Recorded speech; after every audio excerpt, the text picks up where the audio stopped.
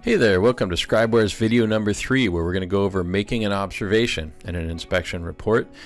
This video will specifically go over using photos and how you can use them as a checklist for your report writing, adding photos to the report, using the auto text library to create quick and really good observations, adding arrows and captions to your reports and to your photos, using the WDO box, so how you can embed a pest inspection within the report, and then employing the color-coded observation qualifiers for the inspection report. So I have this sample up here that we've been working on a little bit, and this was a house that had pretty extensive rodent contamination in the crawl space. So you'll see here we got all of our photos set up here on this side of the page, and we want to make we're in the pests and wood destroying organisms chapter. This is the pests and rodents section. The WDO stuff would be down here.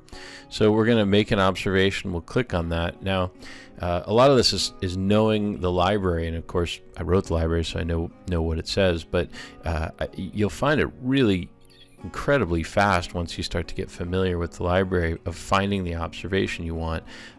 This system will just you type in keywords and the observations will come up. So in this case, I know I'm under rodents, and I know I have one about extensive rodent contamination. So I'm just starting to type the word extensive, and that's the observation I want. It comes right up. So we'll click on that. Extensive rodent contamination or damage was noted in the crawl space. I'll let you finish reading that, but it really says what I want it to say. Now here I'm outside looking at these pictures. I'm going to click and just drag it in.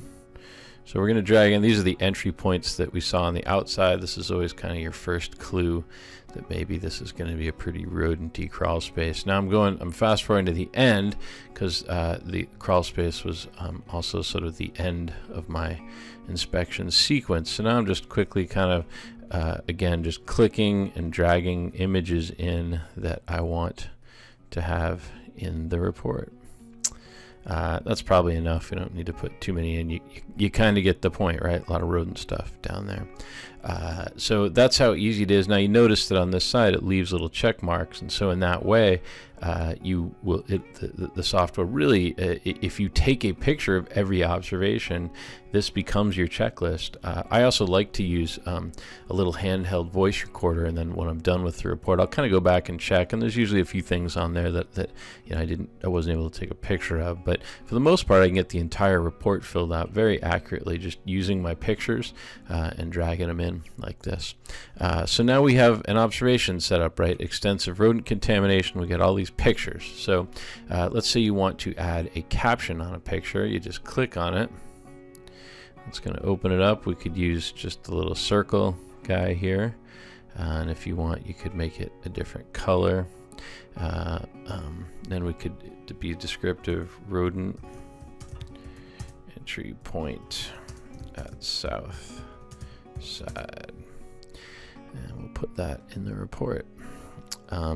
Now the observation, the captions actually have their own library, so over time you'll develop your own library of observations that's not just for the observation but for the captions, and that can be help you really speed up your report writing time. So this is not part of a pest inspection, but if you wanted to make this observation a part of a pest inspection, you just click on that little bug there, and that can either include it or not include it.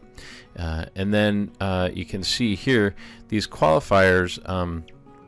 You can have a note, you can have major concern, you can have repair. So when you get to the finished report, which you'll see here in a little bit, you can actually kind of sort these observations. And what's nice is if you're a client and you're getting one of these reports, it sorts all the observations, so they've got all the major concerns in one place, all the repair items in one place. It makes it pretty quick for a user to get to the information they need.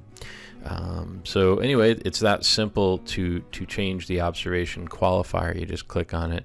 Now, if this extensive rodent contamination, that's always a major concern. So I have that listed as a major concern by default. If you wanted to have that listed as a repair item by default, then so that every time it comes up it's a repair item, you could then update the library here, and it'll remember the qualifier that you like to use for a specific observation.